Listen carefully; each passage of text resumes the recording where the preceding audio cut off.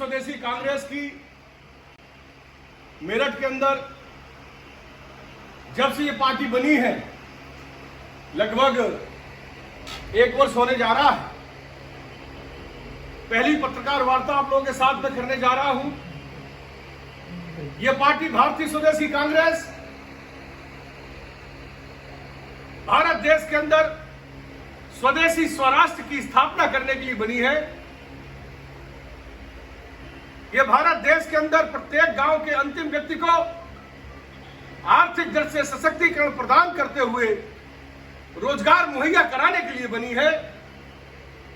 हमारा संकल्प है, क्योंकि हमारे भारत देश का प्रत्येक गांव का अंतिम व्यक्ति भी टैक्स देता है और उसको इस देश के अंदर भीख की तरह पैकेज दिए जाते हैं जो उस तक कभी पहुंचता नहीं है।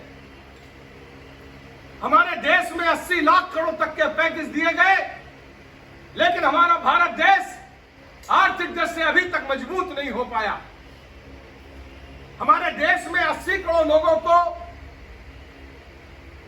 खुलेआम लिखा पढ़ी में यह कहा जाता है कि 80 करोड़ लोगों को 5 किलो गेहूं, 5 किलो चावल, 1 किलो दाल दी जा रही है। इस देश में मैं किसी भी राजनीतिक दल की बात नहीं करूंगा, मैं सिर्फ भारतीय स्वदेशी कांग्रेस की बात करने के लिए आप लोगों के साथ मौजूद हूं। मेरा यह कहना है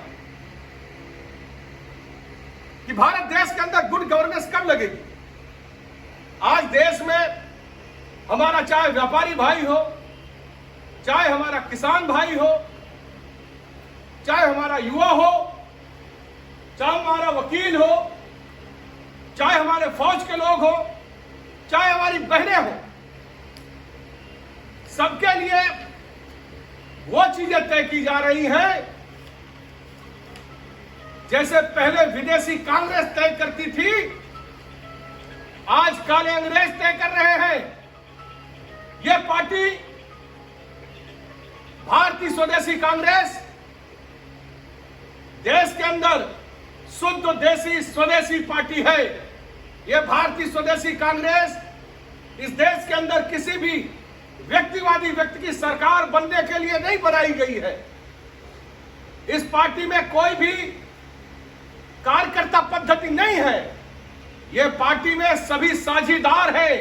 जो भी लोग यहां मंच पे मौजूद हैं या जो भी लोग हमारे सामने बैठे हैं, ये सब हमारे साझीदार हैं। और ये सरकार में जब भी हमारी भूमिका बनेगी, ये हमारी आपकी सबकी भागीदारी सुनिश्चित करने के लिए, देश के प्रत्येक गांव के अंतिम व्यक्ति तक की जिम्मेदारी सुनिश्चित करने के लिए, उसके लायक देश की व्यवस्था बनाने के लिए, देश में गुड गवर्नेंस बनाने के लिए यह पार्टी बनाई गई है।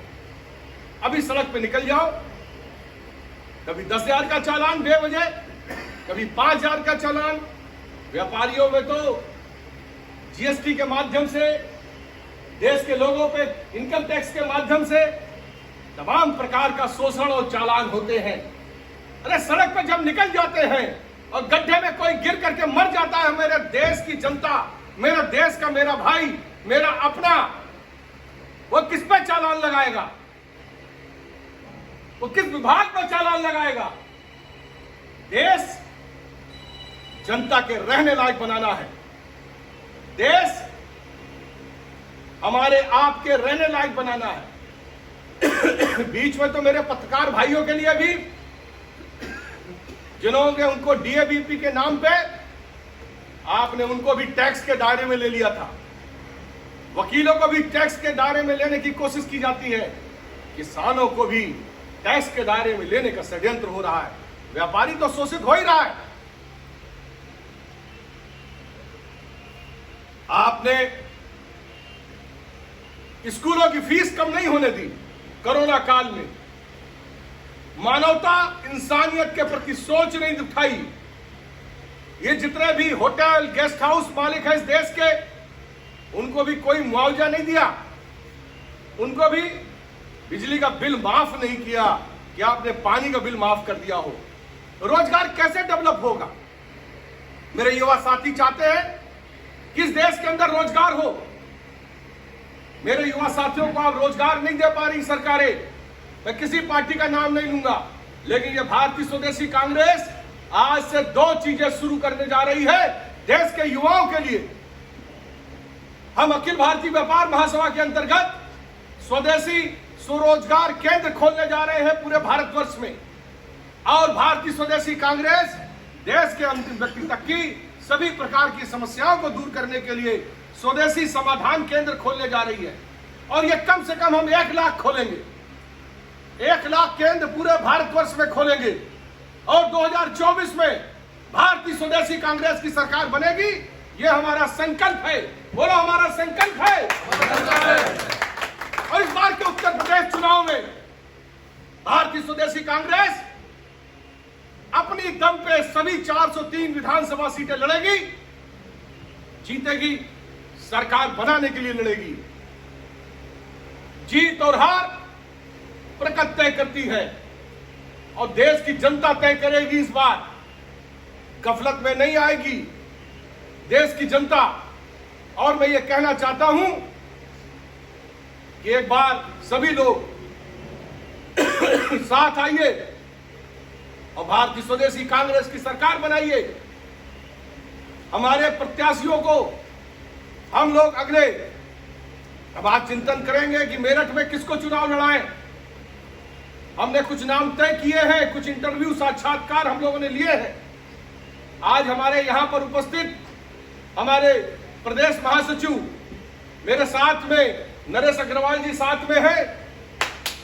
मेरे साथ यहां पर जिला अध्यक्ष खड़े होते जाओ, जिला अध्यक्ष संजय अग्रवाल जी, संजय कुमार अग्रवाल जी मेरे नाम राशि यहां मेरे साथ में है। हमारी पार्टी के व्यापार के जिला अध्यक्ष हमारे साथ में है पवन अग्रवाल जी। हमारी पार्टी के जिले के व्यापार के महासचिव अजय सेठी जी हमारे साथ में है। हमारे साथ किसानों के लिए देश के अंदर बड़ा काम करने वाले किसान दूत, किसान नेता जसवंत सिंह विहान जी हमारे किसान मोर्चा के जिला अध्यक्ष है, हमारे साथ में है। हमारे अमित चौधरी युवा चेहरा, किसानों के लिए समर्पित रहने वाला और किसान आंदोलन में इस देश के अंदर जो विदेशी कानूनों के खिलाफ खड़े होने वाले हमारे अमित चौधरी जिला उपाध्यक्ष किसान मोर्चा भारतीय स्वदेशी कांग्रेस हमारे साथ में। खड़े जाओ। दिल्ली से हमारी पार्टी का युवा चेहरा जावेद शेख, ओखला से हमारा प्रदेश सचिव हमारे साथ में है। हमारे अमरपाल शर्मा जी हमारी पार्टी के पश्चिम उत्तर प्रदेश के को कन्वीनर हमारे साथ में है। हमारी पार्टी के पश्चिम उत्तर प्रदेश के को कन्वीनर मौसम अली जी हमारे साथ में है, ग्रेटर नोएडा से आए हैं। और हमारे साथ युवाओं के कई चेहरे जिनको हमने पद और काम दिया है, आज इनका अभी पद भी तय करेंगे, आज हमारे साथ में है। और ये सब साझीदार हैं, आप सब साझीदार हैं भारतीय स्वदेशी कांग्रेस के। मैं आपसे ये निवेदन कहना चाहता हूं कि ये पार्टी देश में लोग चाहते थे कि न खाऊंगा न खाने दूंगा। अब देश की आर्थिक स्थिति ऐसी हो गई है, लेकिन ये पार्टी सबको खाना खिलाना चाहती है, आत्मनिर्भर बनाना चाहती है, सबको सबकी जेबों में पॉकेट में पैसे डलवाना चाहती है। हम वो व्यवस्था बनाना चाहते हैं कि हमारे देश का प्रत्येक आदमी, प्रत्येक अंतिम व्यक्ति भी ऐसा बने कि वो सच में आत्मनिर्भर बने। मैंने 1991 में कहा था घर घर व्यापार, हर घर व्यापार, घर घर उद्योग, हर घर उद्योग। 1991 में कहा था। मैं भारत देश के 135 करोड़ आदमियों को भी रोजगार से मजबूत करना चाहता हूं, कारोबार से मजबूत करना चाहता हूं, जो नौकरी करे उससे मजबूत करना चाहता हूं। मैं चाहता हूं कि देश के अंदर स्वदेशी पॉलिसियां लगें, हमारी आपकी अपने हित की पॉलिसी लगना पड़े। आप पहले अपने घर को मजबूत करें, अपने आप को मजबूत करें, अपने मोहल्ले को, अपने नगर को, अपने प्रदेश को और अंत में अपने देश को मजबूत करें, अपने देश की संस्कृति को मजबूत करें, अपने देश की शिक्षा को मजबूत करें, अपने देश की चिकित्सा स्वास्थ्य सुविधाओं को मजबूत करें और इस देश को मजबूत करें। अपने को मजबूत करें, तभी ये पार्टी का और हमारा मोटो, हमारा संकल्प पूरा होगा। उसके लिए हम लोग संकल्पित हैं और हम आपके साथ हैं। मेरे साथ बोलो, जय भारतीय स्वदेशी कांग्रेस जिंदाबाद, भारतीय स्वदेशी कांग्रेस जिंदाबाद, भारतीय स्वदेशी कांग्रेस जिंदाबाद, भारतीय स्वदेशी कांग्रेस जिंदाबाद। और कुछ पूछना है किसी को? हाँ अध्यक्ष जी,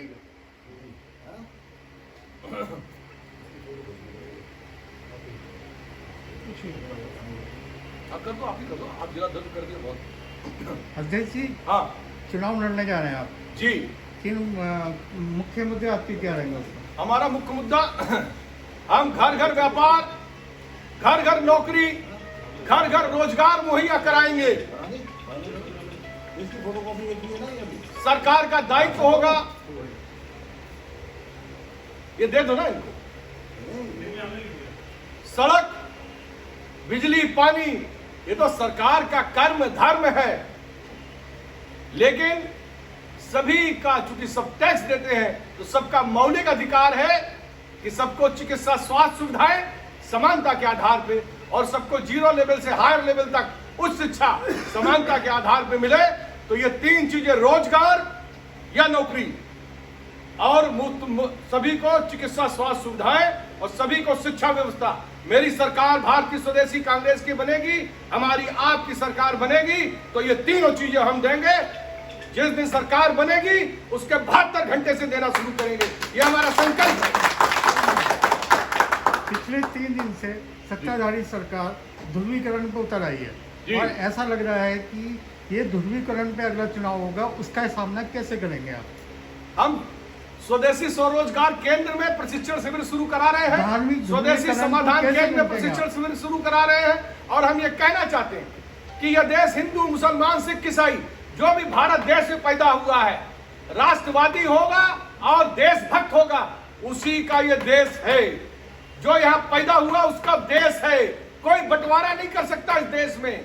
अगर हिम्मत है तो जनसंख्या नियंत्रण कानून लगाओ, जो भारतीय स्वदेशी कांग्रेस कहती है कि सबको रोजगार देंगे, और जनसंख्या नियंत्रण कानून का भी हम समर्थन करेंगे, लेकिन बंटवारा नहीं होने देंगे, झगड़ा नहीं होने देंगे। क्यों डर लड़ाते हो 10 आदमी 20 आदमी की बात करके? आप ये बोलो ना कि हम दो हमारे दो, इस संकल्प पे लड़ो ना इस देश में, बंटवारे में क्यों लड़ते हो? आप जातिगत जनगणना के पक्ष में है या? मैंने कहा है, इस देश में सबसे पहले मैंने कहा है कि इस देश में जब जितनी भी कंपनियां हैं, सब सरकारी व्यवस्था बिकने की कंडीशन में आ गई है, या लीज पे दे रहे हैं आप, तो बचेगा क्या? तो जाति जनगणना करा करके, जातीय जनगणना करा करके, मैं संजय अग्रवाल पार्टी सुप्रीमो में कहता हूं, पार्टी प्रमुख मैं कहता हूं, पार्टी संस्थापक मैं कहता हूं कि जाति जनगणना करा करके जिसकी जितनी हिस्से जनसंख्या, उसकी उतनी हिस्सेदारी, और साथ ही साथ निजी कंपनियों में भी उसी हिसाब से भी आरक्षण की व्यवस्था भारतीय स्वदेशी कांग्रेस मांग करती है कि लागू होनी चाहिए, क्योंकि सरकार में तो कहीं कुछ बचा ही नहीं है। लेकिन शिक्षा और स्वास्थ्य ये मेरी सरकार मुफ्त में देगी, ऐसा मेरा संकल्प है, 72 घंटे के अंदर देगी। निजी क्षेत्र में आरक्षण के लिए क्या विचार है आपका? निजी क्षेत्र में जितनी भी बड़ी कंपनियां हैं, जो एक उसके लिए स्कीम, उसके लिए हमने बनाया है पूरा सॉल्यूशन कि निजी क्षेत्र के अंदर जितनी भी देश की बड़ी कंपनियां हैं, उन कंपनियों के अंदर आरक्षण की व्यवस्था होगी, और जिसकी जितनी जनसंख्या होगी, कोई भी दूसरे की जनसंख्या में नहीं घुसेगा। इससे सवर्ण को भी लाभ मिलेगा, बैकवर्ड को भी लाभ मिलेगा, दलित, ओबीसी को, अल्पसंख्यक को, सबको लाभ मिलेगा। आपकी जनसंख्या जितनी होगी उतना उसको आरक्षण मिलेगा, ऐसा हमारा मानना है, ऐसा हमारा मांग है। पश्चिमी उत्तर प्रदेश में पिछले 1 साल से लगभग किसान आंदोलन कर रहे हैं जी, आप उनका समर्थन करते हैं? मैं किसानों के साथ हूं, मैं विदेशी लोगों के साथ नहीं हूं। ना भारतीय स्वदेशी कांग्रेस शुद्ध देशी स्वदेशी पार्टी है, विदेशी कांग्रेस का के लिए भी मैं आपके माध्यम से ये आह्वान करता हूं कि जितने भी लोग देश के अंदर विदेशी कांग्रेस में हैं, वो सभी मेरे अच्छे कांग्रेसी भाई भारतीय स्वदेशी कांग्रेस ज्वाइन करो। What is the chief aim of your party? Pardon? What is the chief aim of your party? मुख्य एक बताइए अपनी सवालों के बाद। स्वदेशी स्वराज की स्थापना करना और खुशहाल भारत बनाना, आर्थिक स्वतंत्रता मेरा जो है मुख्य लक्ष्य है। सबकी जेब में रुपया हो, सबके घर में खाना हो, सबके घर में एसी हो, सबको अच्छी लिविंग मिले, वह मेरा संकल्प है। प्रदेश में कानून व्यवस्था से संतुष्ट हैं आप? जी, प्रदेश में कानून व्यवस्था से संतुष्ट हैं? देखिए, कानून व्यवस्था के बारे में मैं ये कहूंगा कि वर्तमान में कानून व्यवस्था जो इस भारत देश के अंदर है, या उत्तर प्रदेश की कानून व्यवस्था की बात मैं करता हूं, किसी भी तरह का पक्षपात ठीक नहीं है। दूसरा, उत्तर प्रदेश की विभिन्न कई घटनाएं हुई, जैसे कि अभी मनीष गुप्ता की हत्या की गई, उस समाज के द्वारा, उस पुलिस समाज के द्वारा जो सुरक्षा करता है, उसी ने हत्या कर दी। जाति बहुत बड़े बड़े नेताओं की, कभी कोई ब्राह्मण में हत्या हो रही है, कभी एक हत्या हो रही है, दलितों की हत्या हो रही है, कभी बहनों की हत्या हो रही है, कभी वाल्मीकियों की हत्या हो रही है। और सबसे बड़ी बात क्या, किसान हमारे इतने मर गए। फिर मैं ये कहना चाहता हूं कि इस देश के अंदर अभी क्या होता है, कोई बहन बेटी मर गई, मान लीजिए मथुरा के पास का मैं आपको कहना चाहता हूं, बड़ा दुखी और द्रवित हुआ मैं इससे कि हमारी कोई बहन बेटी को बलात्कार हो गया, उसके बाद उसका आपने जला के मार भी दिया, लोगों ने उसको खत्म कर दिया, बिल्कुल उसका अस्तित्व मिटा दिया। और उसके बाद देश की सरकारें कहती है कि मैंने पैकेज दिया, या मनीष गुप्ता मरा, उसको भी पैकेज दिया।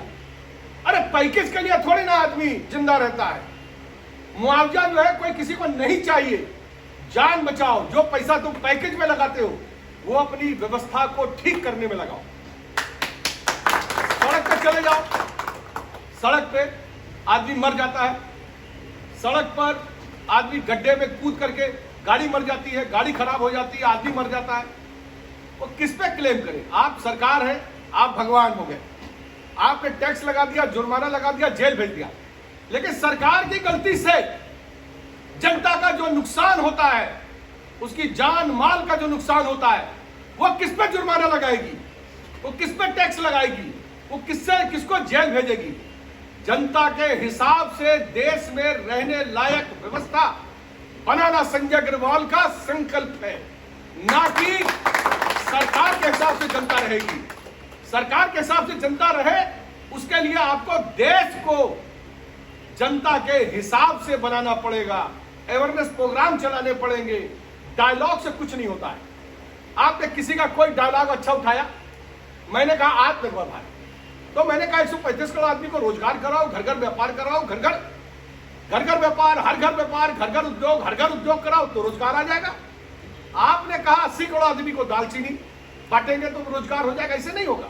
आपके कहने से आत्मनिर्भर थोड़ी हो जाएगा 135 करोड़ आदमी।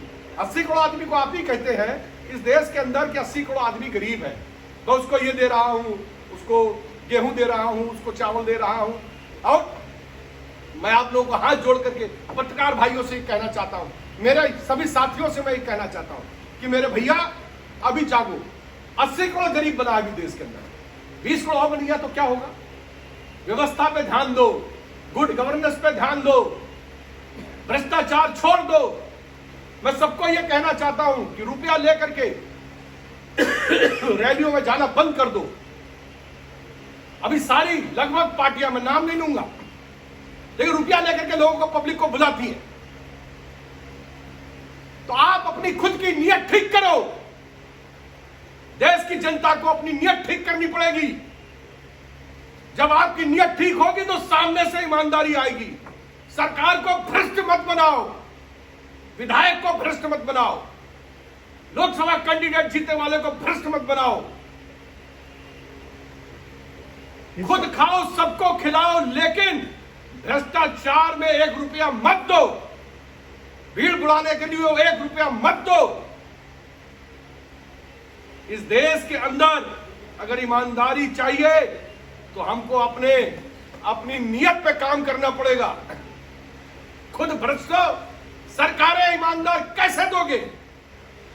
पैसा लेके वोट दोगे तो कौन तुम्हारे साथ जो न्याय कर पाएगा? संजय अग्रवाल आज पैदा हुए, एक संघर्ष कर रहे 33 साल से, भाजपा, सपा, कांग्रेस, तीनों पार्टियों में राष्ट्रीय राजनीति करके सब में पूरा रिसर्च करने के बाद ये भारतीय स्वदेशी कांग्रेस बनाया। वयस्क को, व्यापारी को, किसान को, युवा को, महिला को संरक्षण देने के लिए पार्टी बनाया। लेकिन व्यापारी इस देश का कहता है उसको संरक्षण कौन देगा? अरे भाई, तुम्हारा अपना पार्टी है भारतीय स्वदेशी कांग्रेस, ईमानदार लोगों का पार्टी है ये। अभी कल ही मेरे पास कोई आया, बोले पर्यावरण के लिए या इसके लिए उसके लिए 500 रुपया देते हैं और बोर्ड में खड़ा कराते हैं। अरे तो बेरोजगारों के साथ खिलवाड़ हो रहा है और बेरोजगार अपने साथ खिलवाड़ करवा रहा है। ये 500 रुपया उसके प्रशिक्षण में खर्च करो, उसके प्रशिक्षण में करोगे, तुमको रोजगार कैसे मिलेगा? भीड़ में खर्च करोगे।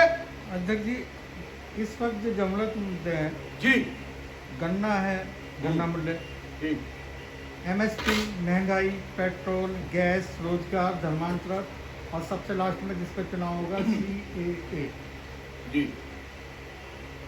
कहाँ तक आप इस पार्टी पे या अपने कांग्रेसी स्वदेशी कांग्रेस को कहाँ किस चीज़ पर सहमत हैं और कहाँ किसका समर्थन करेंगे, किसका विरोध करेंगे? जैसे गन्ना मूल्य किसानों को नहीं मिला, एक एक करके उत्तर लेते जाइए। गन्ना मूल्य, गन्ना मूल्य जो किसानों को मिलना चाहिए, वो उनका नैतिक मौलिक अधिकार है। ये देश के अंदर जो किसानों का मामला है, भारत देश की अर्थव्यवस्था सबसे ज्यादा मजबूत क्यों है? क्योंकि वो असंगठित क्षेत्र में जानी जाती है। जिस दिन हमारे भारत देश की व्यवस्था, बेटा बैठो, यहीं बैठो, यहीं रहो, नहीं 2 मिनट रहो, नहीं बात चल रही ना, अभी रहो अपने साथ।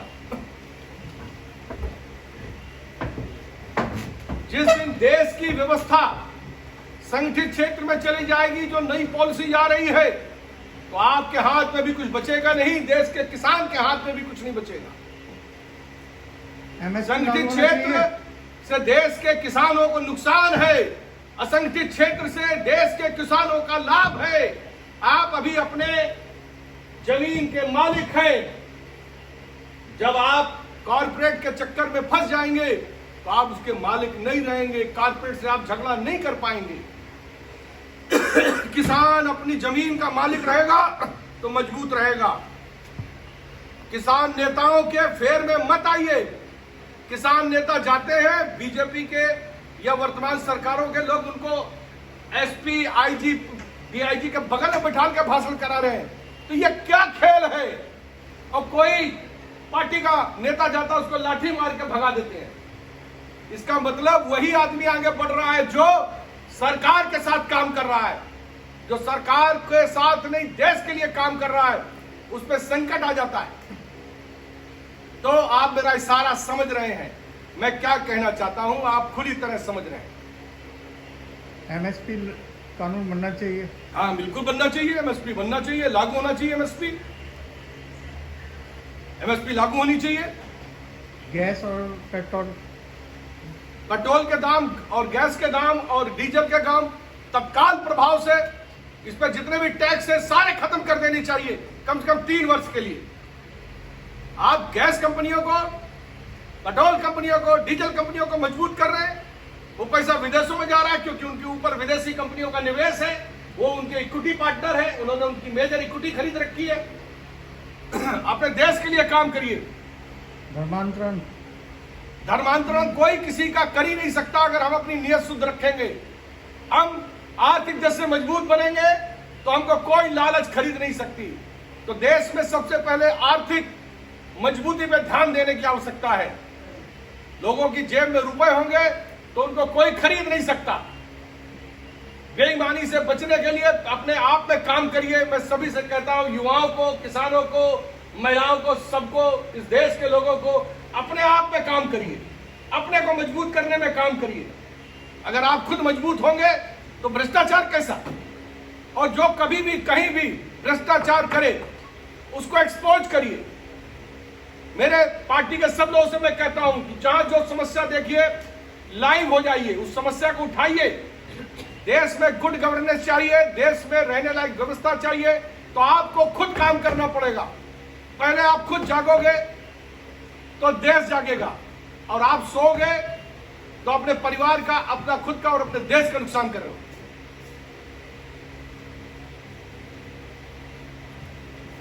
धन्यवाद जी, बदल